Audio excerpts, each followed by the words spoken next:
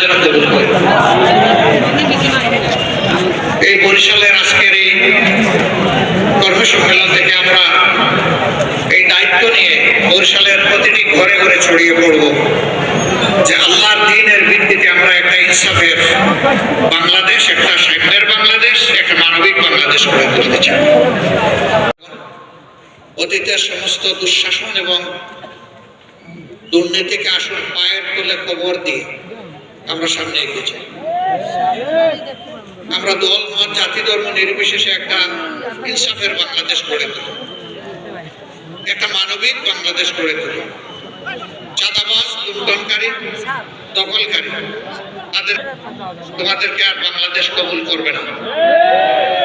বেশিরভাগ বিদায় হয়েছে, এই দেশে আর ফেসিবাদী হয়ে কেউ মাথা তুলতে পারবে না। এই আওয়াজ বাংলাদেশের ঘরে ঘরে আজকে তুলতে।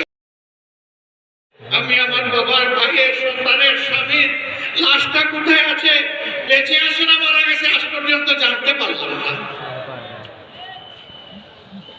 এদেরকে আমরা কি সান্ত্বনা দেব?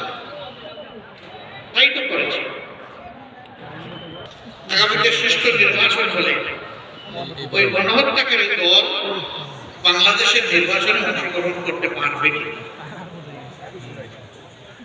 অফিস তাদের পুরা সময় জুড়ে তালাবদ্ধ করে রেখেছে, আমাদের নিবন্ধন কেড়ে নিয়েছে, শেষ পর্যন্ত দিশাহারা হয়ে তাদের রাজনৈতিক আত্মহত্যার 4 দিন আগে আমাদেরকে নিষিদ্ধ করেছে।